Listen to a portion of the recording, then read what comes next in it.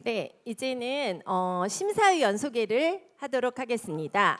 네, 심사위원으로 섬겨주실 선생님들은 김자윤 선생님이십니다. 큰 박수로 환영해 주세요. 네, 박세영 선생님이십니다. 네. 네, 오늘은 특별히 중고등 선생님들, 과학 선생님들이 자리에 참석해 주셨어요. 예, 중고등 과학 선생님이신 이재현 선생님이십니다. 네, 처음 보는 학생들도 있을지 모르는데 중고등 과학 선생님이신 김중한 선생님이십니다. 네. 이제부터 김지호 학생이 나와서 페임넷을 시작하도록 하겠는데요. 예, 제가 과학으로 하면 여러분이 소통하라 이렇게 외치는 거예요. 자, 준비되셨나요? 과학으로 소통하라. 네, 2023학년도 세음학교 페임넷 대회를 시작하도록 하겠습니다.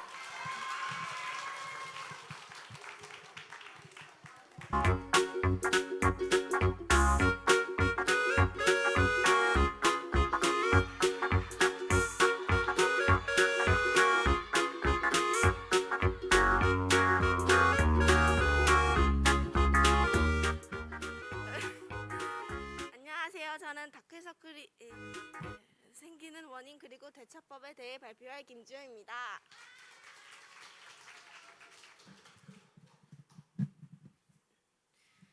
여러분 제가 선글라스를 왜 썼을까요?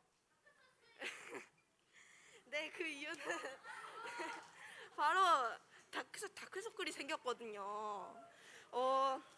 어느 날 눈 밑이 너무 깜깜해져가지고 다크서클이 왜 생길까, 그리고 어떻게 대처할 수 있을까 궁금해져서 이 주제를 선정하게 되었습니다. 여러분, 일단은 우리 이런 피부 있잖아요. 우리 이런 피부 중에 어느 부분이 가장 얇은지 아시나요?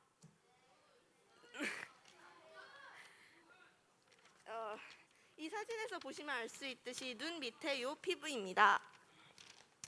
그럼 여러분, 혈관이 뭔지 아시나요? 혈관은 피가 흐르는 관으로 우리 몸 구석구석에 정말 많아요.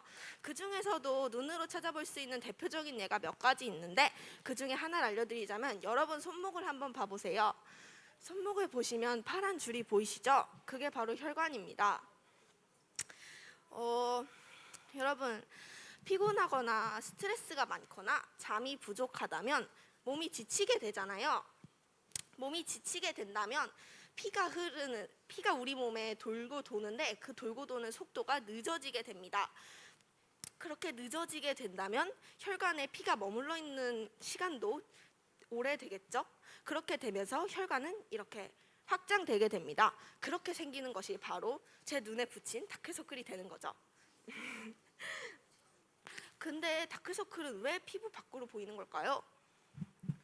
그 이유는 바로 실험 하나로 알려드리겠습니다. 이 풍선이 혈관이고, 이 풍선 안에 있는 빨간 색소가 혈액이라고 가정을 해봅시다. 그럼 이게 원래 혈관 상태라면, 이게 확장이 된다면 이렇게 더 진해지는 게 보이시나요? 이렇게 진해진 게 아까 말씀드렸듯이 눈 밑에 이 피부는 얇기 때문에 밖으로 드러나는 것입니다. 그럼 여기서 또 질문 하나를 던져볼 수 있겠죠. 왜 피는 빨강색인데 보이는 건 검고 그렇게 검푸른색으로 보일까요? 그 이유는 바로 정맥에 있습니다. 우리 눈 밑에는 정맥이라는 게 있는데, 그 정맥과 우리 살색이 섞여서 파란색, 즉 검푸른색으로 보이는 것이지요. 다크서클 미모를 방해하는 결코 반갑지 않은 손님인데요. 어떻게 대처할 수 있을까요? 일단은 잠시 누워있는 방법도 좋습니다. 그리고 두 번째는 따뜻한 물수건으로 눈을 찜질해줘서 혈액순환을 도와주는 것도 좋습니다. 하지만 여러분, 진짜 잠 늦게 자면 안 돼요. 그러면 안 됩니다. 잠을 자는 것이 제일 중요합니다. 다크서클은 우리 몸이 보내는 신호입니다. 그 신호를 그냥 그렇게 무시하면은 더 큰 병으로 도질 수 있어요. 그러니까 다크서클이 생긴다면 제가 알려드린 대처법도 한번 활용을 해보시기 바랍니다. 들어주셔서 감사합니다.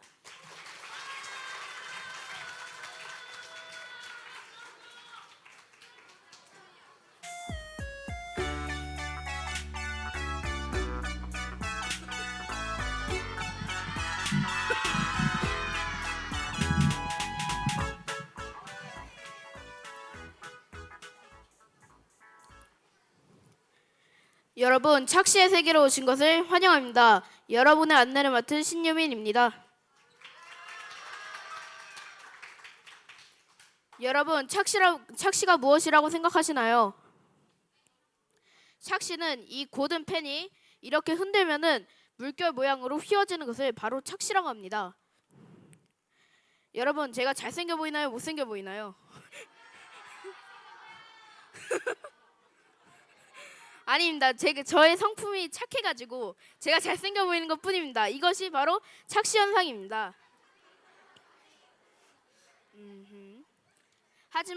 하지만 이것만 들어서는 착시에 대해 잘 이해하기 힘들 것입니다. 제가 자세히 설명해 드리겠습니다. 착시는 세 가지 종류로 나눌 수 있습니다. 첫 번째로는 시각적 착시, 두 번째로는 물리적 착시, 세 번째로는 인지적 착시가 있습니다.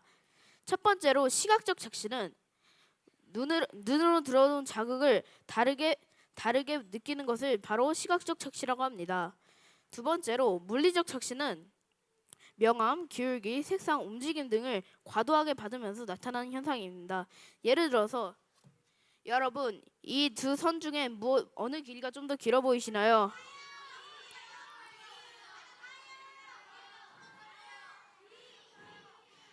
사실 이 두 선의 길이는 같습니다. 또 다른 예를 보여드리자면 여러분, 이 그림에서 요 한 선과 요 선이 어떻게 보이십니까? 사실 이 선들은 다 평행합니다.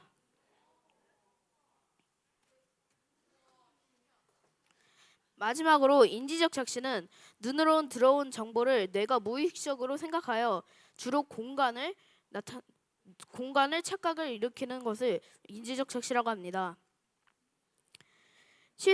저희 실생활에서도 많이 사용됩니다. 예를 들어서 웨딩드레스를 만들 때 순백색은 오히려 안 보이므로 약간 옅은 회색이나 황색을 사용한다고 합니다. 그리고 수술복을 만들 때도 하얀 색깔로 만들면은 수술을 할 때 빨간 색깔 피를 보다 보면 빨간색의 반대인 청록색인 잔상이 남기 때문에 중요한 작업에 방해가 될 수 있으므로 청록색으로 만든다고 합니다. 여러분, 이제 착시에 대해 좀 이해가 되셨나요? 들어주셔서 감사합니다.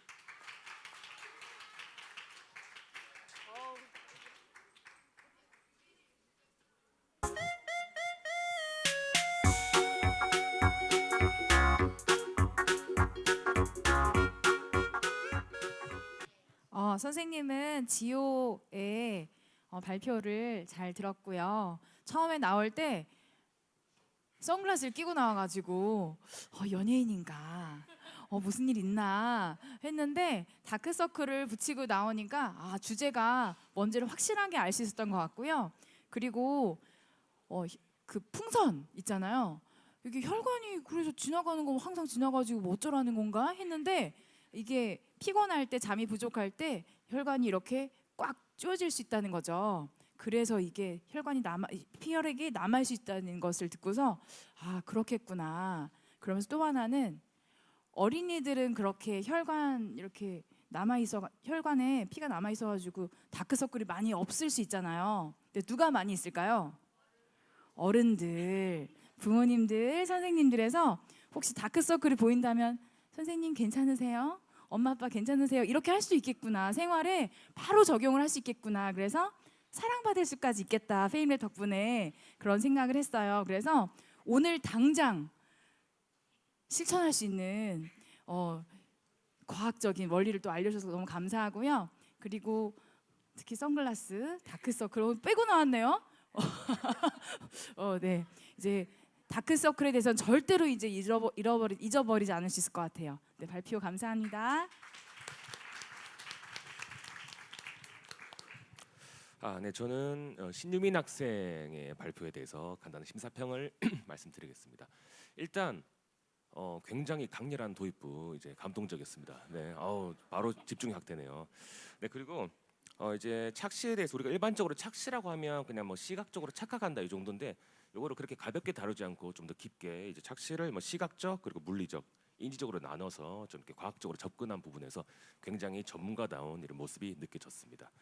그리고 다음으로 이제 다양한 예시들을 보여주셨잖아요. 그래서 판넬 만든다고 고생 많이 하셨을 텐데, 네, 그것도 굉장히 좀 이제 확 누구나 보고 이제 딱 느낄 수 있을 정도로 좋은 예시였고요. 그리고 우리가 실생활에서도 이제 끝나고 실생활에서도 이제 느낄 수 있는 착시들을 이제 웨딩 드레스나 아니면 수술복까지 예를 들어서 한 게 구성면에서 도입이나 이제 뭐 이제 과학적인 개념이나 그리고 이제 예시나 완벽한 구성이었던 것 같습니다. 준비한다고 너무 고생 많으셨습니다. 고생하셨습니다.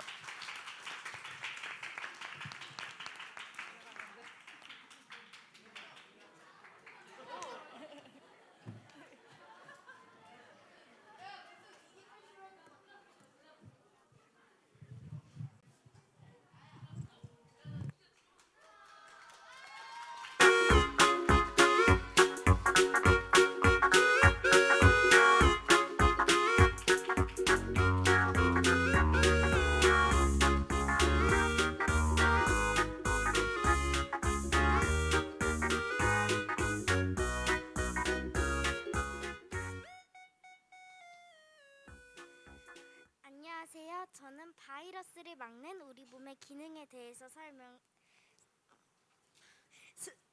설명할 김민아입니다.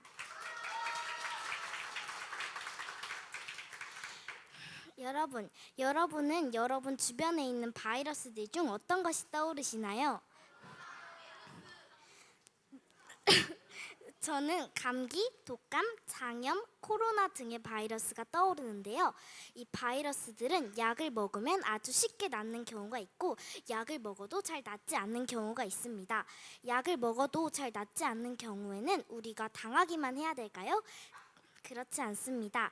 이제부터 바이러스가 들어왔을 때 우리 몸이 막는 기능을 알려드리겠습니다. 바이러스는 전염이 되는 경우가 가장 많은데요. 어떠한 사람에게서, 어떠한 동물에게서, 어떠한 장소에게서 옮겨올 수 있습니다. 그 바이러스가 우리 몸속으로 들어오려 할 때 가장 먼저 1차 방어를 나서는 기능이 하나 있는데요. 그건 바로 우리 얼굴 표면에 있는 점액입니다. 이 점액이 무엇이냐면 콧물, 눈물, 땀, 침, 피지와 같은 것인데요. 이것들이 바이러스가 우리 몸에 들어오는 것을 막아줍니다. 저는 이렇게 더럽기만 하다고 생각했던 것들이 바이러스를 막아준다니 참 고마움을 느꼈습니다. 그런데도 강한 바이러스는 우리 몸에 결국 들어오게 됩니다. 그랬을 땐 누가 나설까요? 그건 바로 세포들입니다. 작은 세포들이 먼저 소문을 내기 시작합니다. 바이러스가 들어왔다고 소문을 내기 시작하면 이 보조티 림프구라는 세포가 비상등을 켜서 비상을 알립니다. 그래서 독성 T 림프구와 B 림프구가 공격 태세를 갖추기 시작하는데요. 이 독성 T 림프구는 아주 강한 킬러이기 때문에 바이러스에 감염된 세포를 모두 죽일 수 있습니다. 그런데도 다 바이러스가 죽지 않았을 땐 이 B 림프구가 항체라는 것을 만드는데요. 이 항체는 바이러스로 이루어진 물질인데 단백질로 이루어진 물질이어서 우리 몸에 더 많이 퍼져나가는 것을 막아주는 역할을 합니다. 그래서 바이러스가 모두 죽게 되고요. 이렇게 바이러스를 물리치는 과정이 있는데요. 그거 하나가 더 있는데 기억세포를 만드는 것입니다. 이 기억세포는 B 림프가 만드는 것인데 이번에 어떤 바이러스가 들어왔는지를 기억해서 다음에 또 한 번 그 바이러스가 우리 몸에 들어오게 되면 더 쉽게 물리치는 역할을 할 수 있죠. 이렇게 치열하게 바이러스와의 전쟁이 일어나는데요. 이럴 때 우리가 통증을 느끼고 아픔을 느끼게 됩니다. 열이 나는 이유도 이것 때문입니다. 그러면 우리는 어떻게 해야 될까요? 그건 바로 면역을 기르는 것입니다. 면역은 손 씻기, 방역, 그다음 건강한 식습관과 수분 보충, 운동으로 기를 수 있는데요. 이 면역력을 튼튼하게 길러서 하나님이 주신 우리 몸을 건강하고 튼튼하게 지켜나가셨으면 좋겠습니다. 들어주셔서 감사합니다.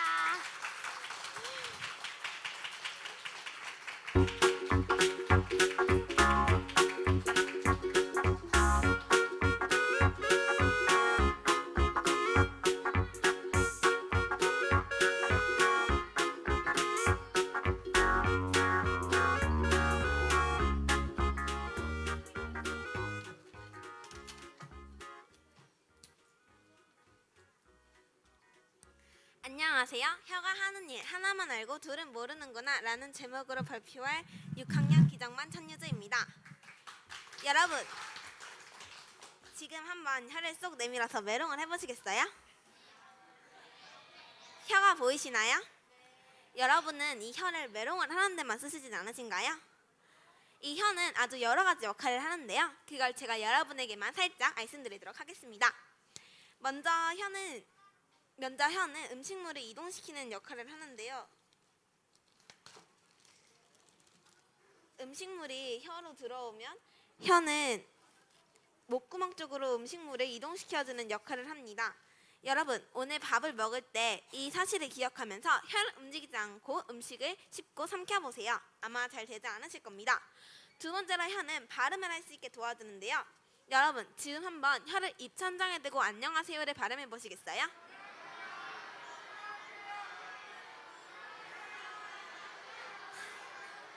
이처럼 혀는 발음을 할 수 있게 도와주기도 하는데요. 혀가 있을 때는 안녕하세요처럼 명확한 발음이 나지만 혀가 없을 때는 아하하요처럼 이상한 발음이 나게 됩니다. 세 번째로 혀는 우리가 가장 잘 아는 맛을 느끼게 해주는데요. 혀에겐 맛은 오렌지 맛, 딸기 맛, 포도 맛 등등 여러 가지 맛들이 있는데 혀가 느끼는 맛은 5가지입니다. 바로 단맛, 짠맛, 신맛, 쓴맛, 감칠맛인데요. 단맛은 우리가 초콜릿을 먹었을 때 느껴지는 맛이고요. 신맛은 레몬을 먹었을 때 느껴지는 맛이고, 쓴맛은 약을 먹었을 때 느껴지는 맛이고, 짠맛은 소금을 먹었을 때 느껴지는 맛입니다. 여기서 생소한 단어가 있을 텐데 바로 감칠맛입니다. 감칠맛은 예를 들어서 라면이나 아니면 조미료를 먹었을 때 느껴지는 맛인데요. 라면이나 조미료를 먹었을 때 느껴지는 한 번 더 먹고 싶다라는 생각이 드는 맛입니다. 그리고 여러분, 매운맛은 과연 맛일까요? 맞습니다. 매운맛은 맛이 아닙니다. 단지 혀가 느끼는 통증일 뿐인데요. 혀가 통증을 느껴서 맵다라고 인식되는 것입니다. 신기하지 않으신가요? 신기한 점이 또 있는데요. 여러분의 엄마에게 만약 여러분의 엄마에게 엄마 혀의 맛을 느끼는 구역이 있나요? 라고 묻는다면 엄마는 응이라고 대답할 것입니다. 하지만 이 상식은 잘못되었습니다. 우리 혀는 맛을 모든 구역으로 느끼는데요. 단지 강도가 다를 뿐입니다. 가장 끝쪽이 맛을 가장 잘 느끼고 가운데가 맛을 느끼는데 둔하고 여기 가장자리와 가장 안쪽이 맛을 느끼는데 두 번째로 느낍니다. 그럼 혀의 기능에 대해서 잘 아시겠나요? 그럼 지금까지 혀의 기능에 대해 발표한 천예주였습니다.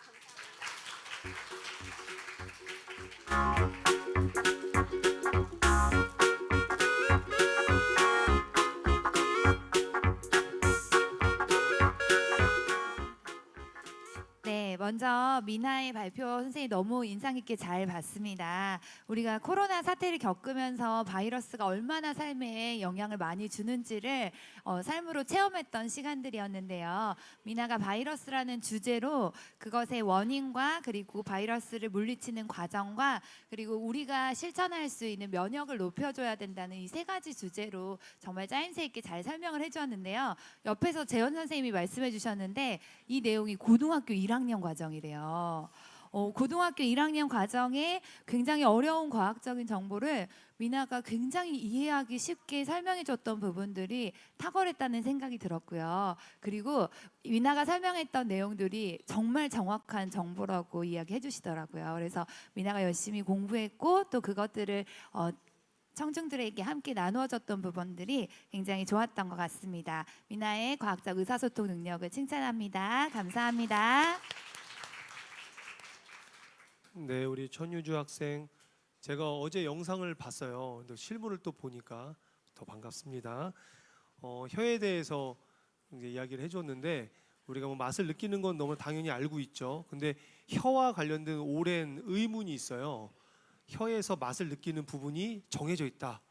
근데 거기에 대해서 설왕설래 아직도 말들이 많은데 그 부분에 대해서 정확히 이제 정리를 해준 것 같아요. 그 부분이 되게 반가웠고 우리가 혀에 대해서 맛이 정해져 있다라고 하는 거는 19세기 때 200년 전에 그 밝혀진 내용이 아직까지 이어지는 건데 그렇지 않다라고 이제 최근에 이제 밝혀졌거든요. 그 내용을 잘 얘기를 해줬고요.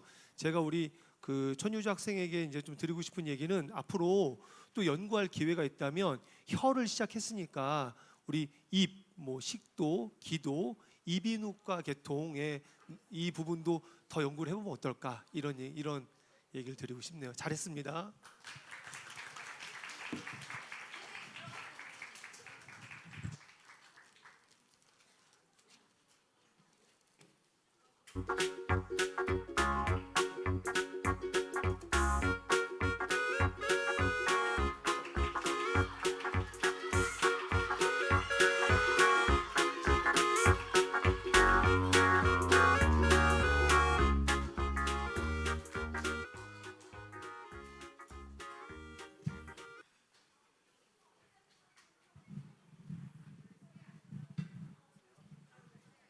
안녕하세요. 저는 5학년 중반 정서환입니다.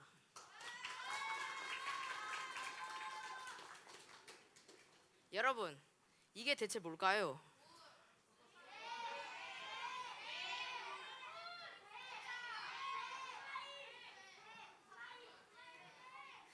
이 외계 생명체처럼 생긴 것은 놀랍게도 새입니다. 이 새는 어깨거리 극락조라고 하는 새인데 뉴기니 지역의 해발 1000m 이상에 살고 몸 길이는 26cm 정도이며 잡식성으로 곤충 등을 먹는 보기 드문 새입니다. 근데 이 새는 처음 발견될 때 다리가 없는 채로 원주민의 장식품으로 사용되다 발견되었기 때문에 다리가 없다는 오해를 받아서 땅에 내려오지 않는 천국의 새라고도 불렸습니다. 이 장면은 수컷이 암컷에게 구애를 하는 장면인데 수컷은 독특한 모양으로 깃털을 피고 암컷의 주위를 뱅글뱅글 돌면서 깡충깡충 튀면서 암컷의 눈길을 끕니다. 이런 독특한 구애 방법을 가진 이유는 수컷의 수에 비해 암컷의 수가 너무나도 적기 때문인데요.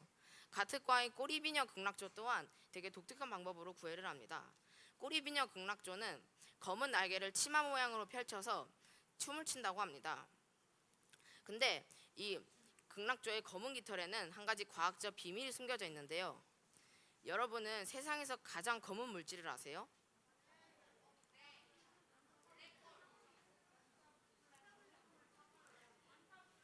바로 반타블랙이라는 물질인데요. 이 반타블랙을 이해하려면 우리는 색과 빛에 대한 관계를 알아야 합니다.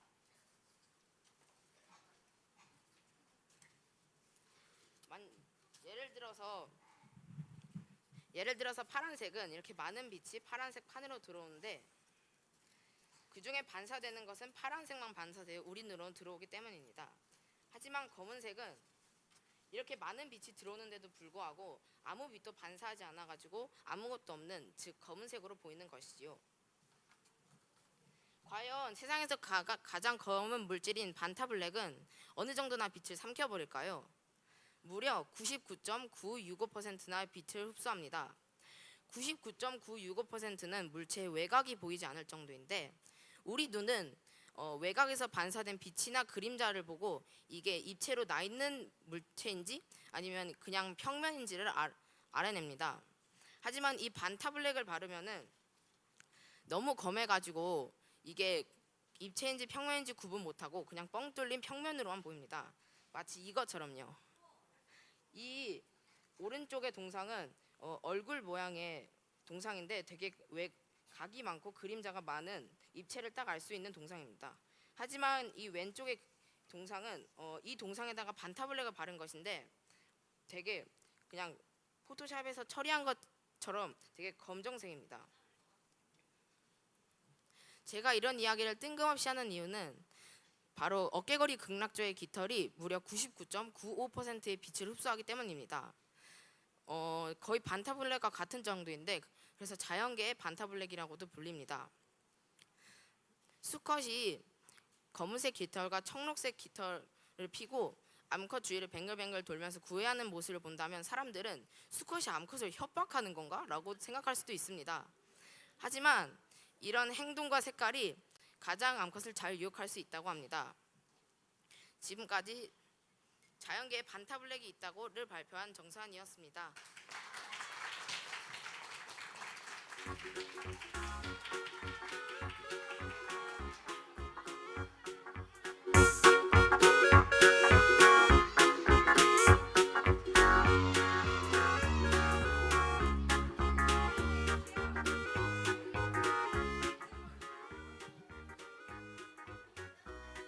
안녕하세요 여러분 반갑습니다. 저는 여러분들께 고양이 액체설을 소개시켜드릴 조현진입니다.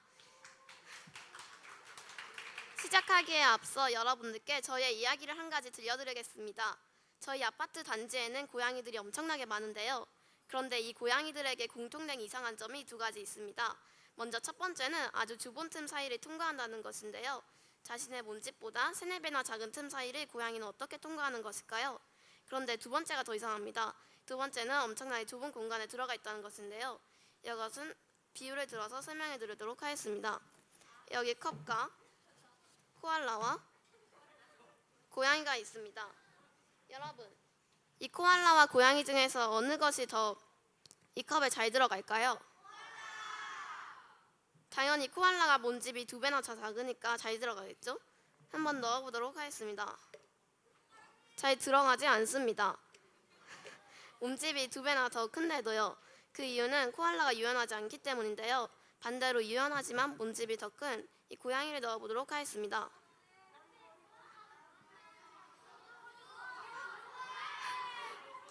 아주 잘 들어가죠? 그 이유는 고양이가 유연하기 때문인데요. 그런데 이런 일들이 어떻게 가능한 것일까요? 정말 고양이가 액체라도 되는 것일까요? 그 이유를 제가 설명해 드리도록 하겠습니다. 먼저 액체의 성질을 알아보자면 공간에 들어갔을 때 모양이 변한다는 것인데요.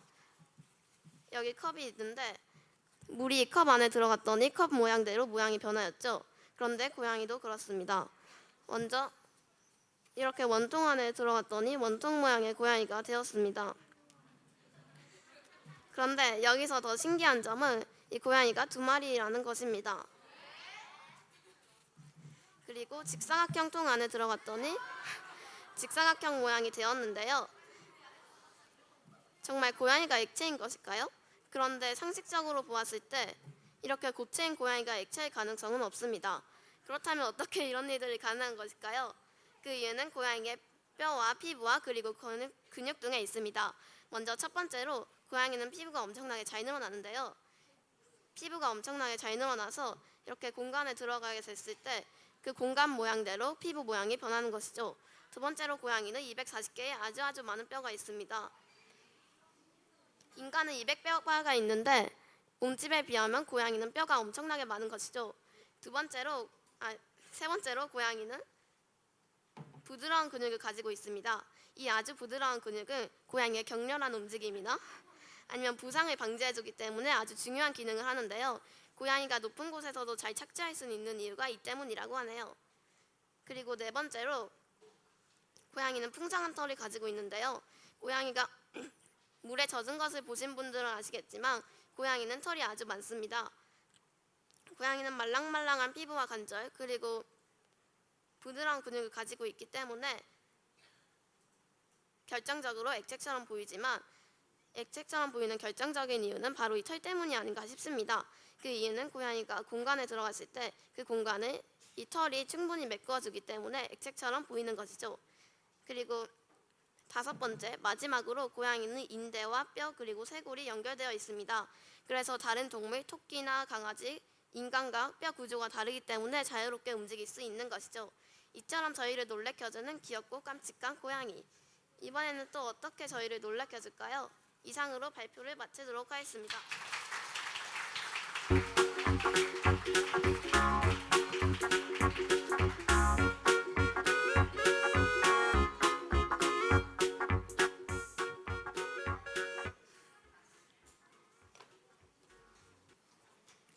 네, 선생님은 서완이 발표를 발표 잘 들었고요. 이야기 잠깐 나눌 건데요.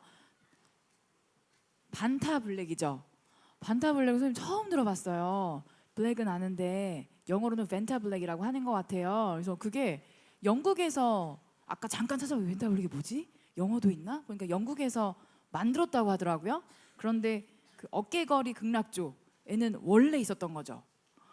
그래서 하나님이 이런 또 새를 또 창조하시고 사람들 그걸 보고 되게 신기했을 그것이 진짜 실제로도 한번 보고 싶다.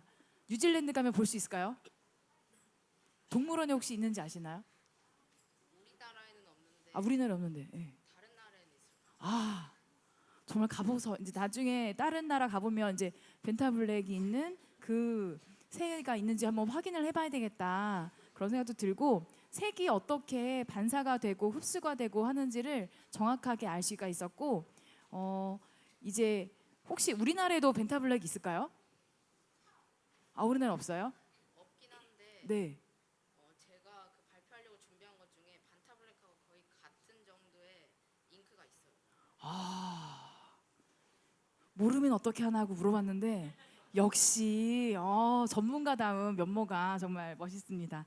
네, 그래서 이제 혹시 알게 되면 선생님도 혹시 구입하게 되면 한번 써보고 싶다 그런 생각도 들고 네 그렇습니다. 그래서 새를 통해서 여러 가지 과학적 원리랑 벤타블랙이란 새로운 물질 하나님께서는 이미 창조하고 계셨지만 사람들이 또 만든 것까지 알게 해주셔서 정말 감사합니다. 잘 들었습니다.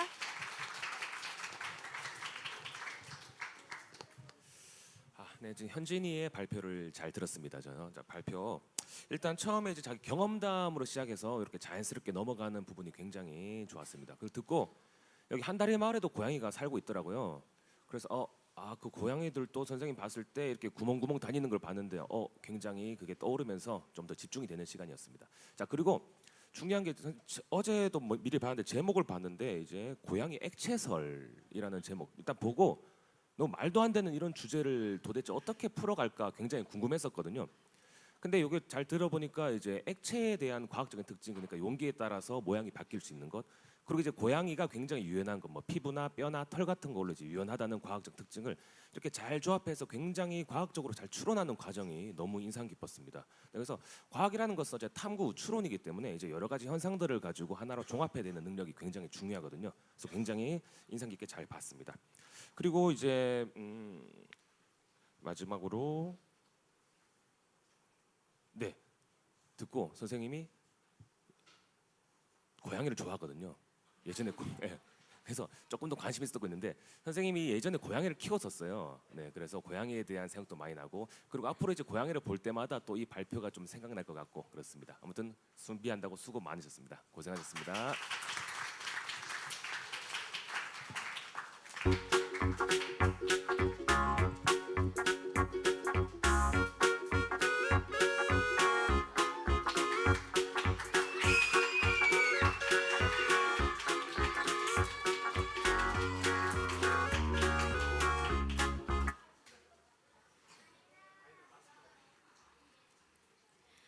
안녕하세요. 주음반 유다인입니다.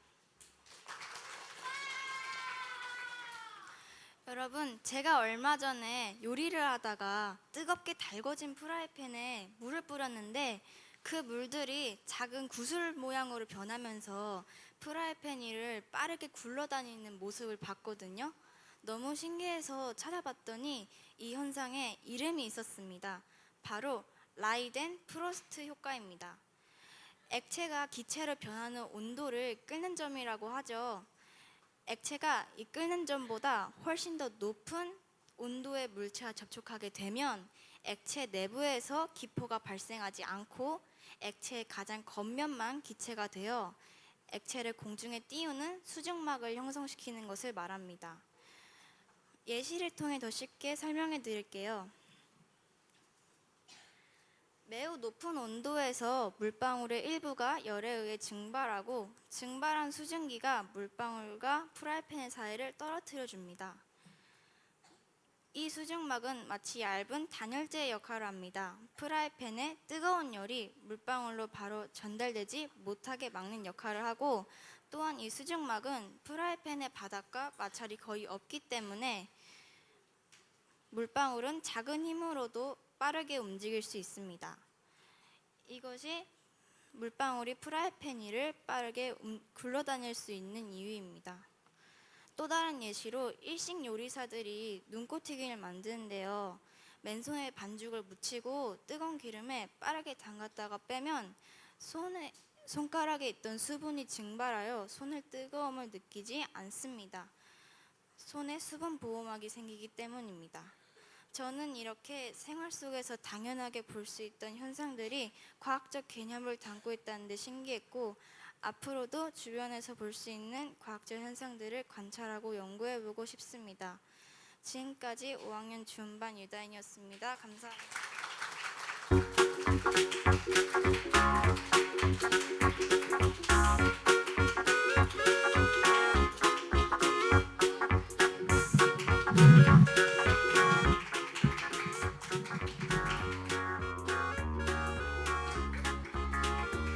여러분, 이것은 제가 사용하는 연필입니다. 그런데 이 연필 안에 들어있는 이 연필심이 최근에 다이아몬드가 될 수도 있다는 소문이 돌고 있는데요. 대체 이게 어떻게 된 일일까요? 저와 함께 알아가 보시죠. 일단 이 연필심 안에 들어있는 이 연필은, 그러니까 이 연필심은 흑연으로 구성이 되어 있습니다. 이 흑연은 또 탄소로 구성이 되어 있고요. 이 흑연은 탄소들이 모이고 모여서 흑연이 된 것인데요. 이 탄소들이 모이고 모여 있는 형태, 이것을 저희는 분자 구조라고 부릅니다. 이것이 흑연의 분자 구조인데요. 매우 층층이 쌓여 있으며 육각형의 모습을 보실 수가 있습니다. 자, 그럼 이제 다이아몬드에 대해서 얘기를 나눠보죠. 이 다이아몬드도 흑연과 똑같이 탄소로 구성이 되어 있는데요. 이것이 다이아몬드의 분자 구조입니다. 이 하나의 분자가 주변 1, 2, 3, 4 4개의 분자와 결합하여 이 모습이 만들어지면서 다이아몬드가 만들어지는 것입니다. 그럼 여기서 이런 질문이 하나 듭니다. 이 흑연의 분자 구조를 이 다이아몬드의 분자 구조로 바꾸면 되는 거 아니냐 하실 수 있습니다. 당연히 사람들도 그런 생각을 했죠. 그래서 영국의 공영방송사 BBC도 해보고 여러 사람들도 해보고 그랬지만 결국 나오는 답은 안 된다였습니다.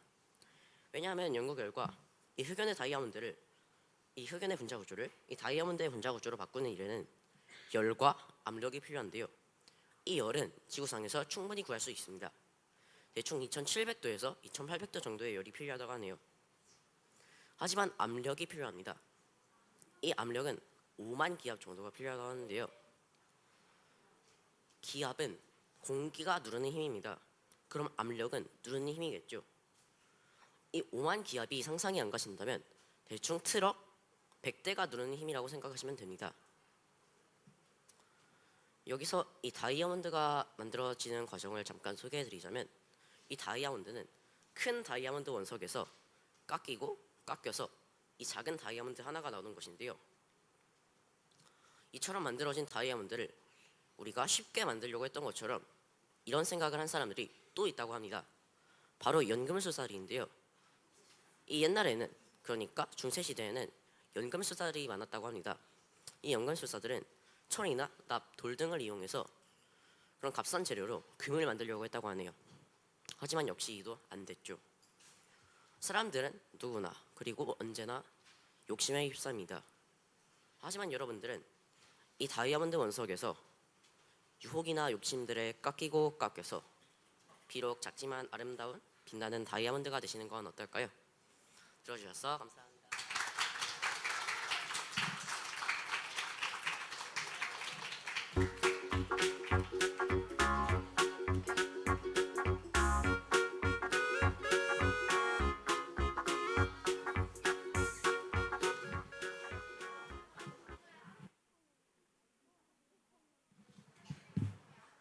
안녕하세요. 저는 여러분에게 원서를 소개할 이주아입니다.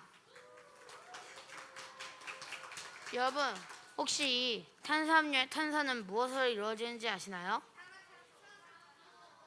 바로 원소입니다. 원소란 어떤 물질을 구성하고 있는 아주 작은 기본적인 물질의 종류를 뜻하는데요. 우리는 이 하나하나를 원자라고 부릅니다. 원자는 대충 이렇게 원자 핵과 전자로 이루어져 있습니다.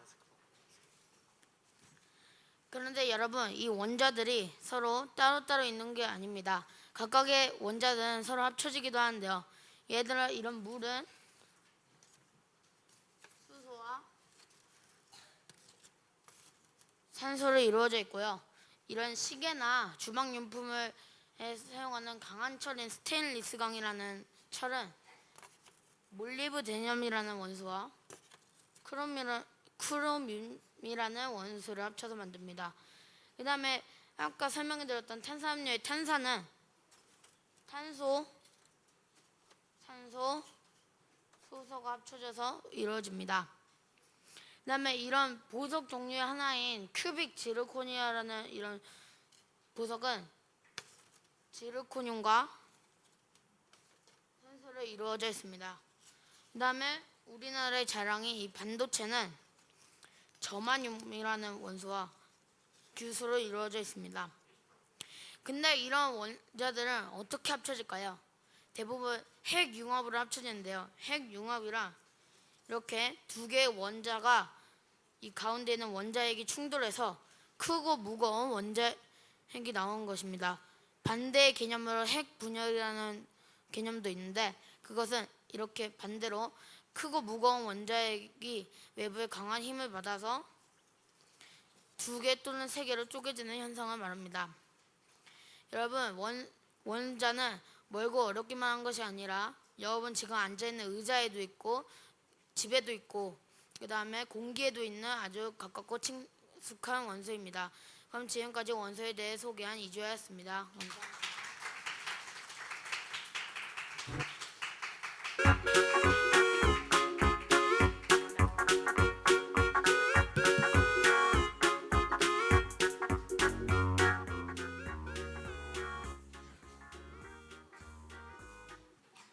네, 우리 유다인 친구, 네, 되게 궁금했어요. 그 이제 주제를 보고 저도 이제 후라이팬을 뜨겁게 달궈서 물방울 한번 튕겨볼까 그런 생각을 해볼 정도로 일상에서 그런 관찰을 잘 해가지고 그 관찰된 사실을 궁금증을 갖고 찾아보고 연구해본 우리 이제 발표자의 노력을 칭찬하고요. 지금 물방울이 수증기 장막으로 쌓였기 때문에 후라이팬을 막 돌잖아요. 이제 원리가 이제 미래의 기술하고도 그대로 연결이 되어 있는데 혹시 알고 있어요?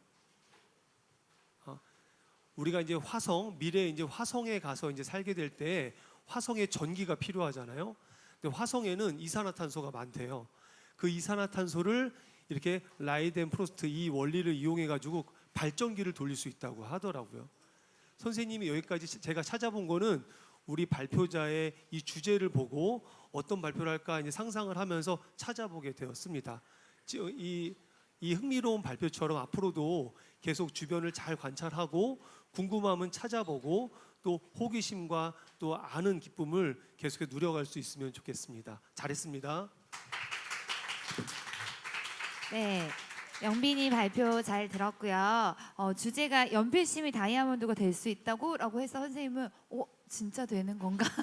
라는 생각으로 굉장히 기대함을 가지고 발표를 듣기 시작했는데요. 영빈이가 발표하는 그 과정 가운데서 굉장히 과학자가 나와서 설명해 주는 것 같은 느낌이 들었어요. 특별히 연필과 다이아몬드의 분자 구조를 비교하고 그것을 분석해서 또 알기 쉽게 잘 설명해 준 부분들이 좋았고요. 또 하나 인상적이었던 건 과학적인 정보뿐만 아니라 역사적인 정보, 그리고 그것이 마지막 결말이 철학적으로 끝나더라고요. 그래서 그게 굉장히 인상적이었는데, 처음에 주제로 잡았던 그 연필심이 다이아몬드가 될 수 있다고라는 생각을 처음에 했던 사람들도 영빈이가 말했던 것처럼 욕심이라는 것을 먼저 생각하지 않았을까라는 생각이 들었어요. 과학 안에서 사실 욕심을 뺄 수는 없는데, 그것이 선한 방향으로 갈 것인지 또는 악한 방향으로 갈 것인지에 대한 과학적인 가치 부분이 굉장히 중요하다고 생각하는데, 그것 또한 생각해 볼 수 있는 좋은 발표였던 것 같습니다. 감사합니다. 네, 우리 주학생의 원소의 합체 포메이션, 저는 이게 트랜스포메이션 뭐 이런 거 생각했거든요. 막 로봇 나오고. 근데 또 그 내용과 크게 다르지는 않은 것 같아요. 지금 소개한 원소들이 우리 중고등 선배들도 쉽게 접할 수 없는 그런 내용들에 대해서 관심을 갖고 연구해 보고 또 설명하기 위해서 열심히 준비한 그 노력에 칭찬하고요. 앞부분에 원소와 원자에 대해 설명을 했잖아요. 그렇죠? 한 번 더 그 차이를 좀 얘기를 해주면 어떨까요? 원소는 뭐고 원자는 뭐고? 마이크에다 대고. 네. 그 원자는 원소 중에서 가장 최소한의 단위라고 알고 있습니다. 원소는 이제 그 물질을 이루고 있는 거고, 그 원자는 그 원소 중에서 가장 최소한의 단위. 네, 원소는 물질을 구성하는 종류고 그것들을 이루는 가장 작은 알개가 원자다라는 설명을 지난 영상에서도 잘 해줬고 앞서서도 해줬는데 정말 정확히 잘 구분을 해준 것 같아요. 그 부분을 많이 헷갈리기 때문에 정확히 잘 구분해준 것 같고, 그리고 이제 핵융합, 핵분열에 대해서 막판에 조금 이제 맛배기만 보여줬는데, 혹시나 나중에 기회가 된다면 그 부분에 대해서 더 연구하면 좋을 것 같아요. 왜냐하면 그건 역시도 이제 우리가 이제 석탄 에너지가, 석유 에너지가 다 고갈되면은 미래의 또 에너지원으로서 그 기술이 사용될 수 있거든요. 그래서 우리 주학생이 그 부분에 대해서 더 연구하면 좋겠다라는 생각을 하면서 잘 봤습니다. 수고했습니다. 네, 마지막으로 이재현 선생님께서 나오셔서 대회에 대한 간단한 소감과 마친 기도를 해주시겠습니다.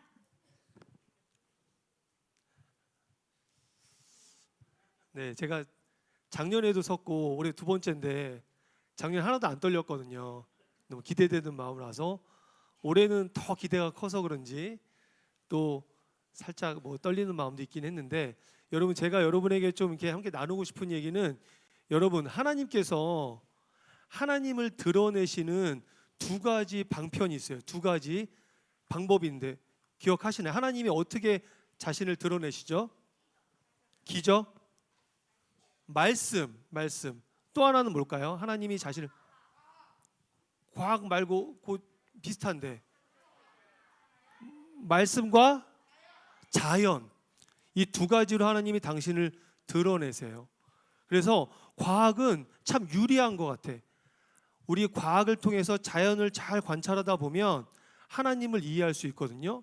하나님을 더 깊이 우리가 알고 이해할 수가 있는데, 오늘 이 발표가 아마 하나님을 더욱더 깊이 이해하는 어떤 그런 출발점이 되지 않을까, 그런 어떤 역동의 어떤 장이 되지 않을까, 그런 생각을 했고, 오늘 주제를 보면서 제가 참 인상 깊었던 부분은 뭐냐면, 여러분이 일상을 살면서 매일매일 학교 생활 열심히 하면서 주변을 잘 관찰했다는 거예요.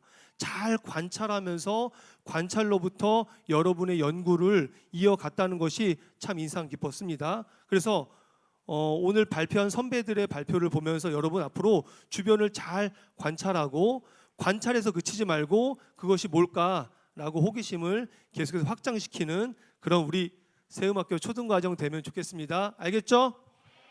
네, 기대가 됩니다. 기대가 되고 또 부담도 되네요. 여러분이 이렇게 잘 배워서 올라오면 우리 선생님들이 잘 가르쳐야 되는데, 참고로 선생님과 여기 중앙 선생님 두 분이 있는데 우리 두 사람이 여러분이 잘 배워서 올라오면 잘 가르칠 수 있도록 열심히 준비하고 기도하겠습니다. 기도할게요. 살아계신 하나님, 감사합니다. 우리에게 귀한 시간 허락해 주신 것 감사합니다. 하나님이 세상 만물을 창조하시고 그 모든 것을 우리 맡기셨습니다. 우리가 그 세상 만물을 잘 다스려야 하는데 과학을 통해서 창조의 비밀을 잘 이해할 수 있도록 도와주옵소서. 그리고 하나님이 맡겨주신 것이 훼손되거나 망가지지 않도록 잘 유지하고 보존하는데 우리의 과학을 사용할 수 있도록 우리에게 뜨거운 마음을 허락해 주시옵소서.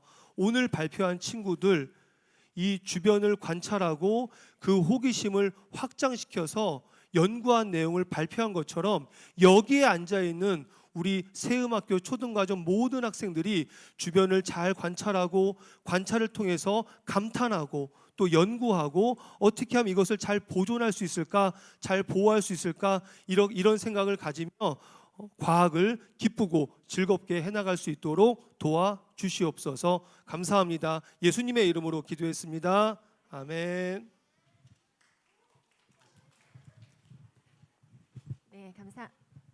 네, 감사합니다. 이상으로 2023학년도 과학 배움 주간 페임넷 대회를 마치겠습니다. 자, 지금 발표자와 심사위원들께서는 지금 목민홀 밖에서 기념 촬영이 있을 예정이니까 지금 밖으로 나가서 기념 촬영을 해주시고요. 그 다음에 나머지 학생들은 각 반으로 대로 발명 대회를 참관하도록 하시겠습니다. 자, 순서대로 나가주시면 되겠습니다.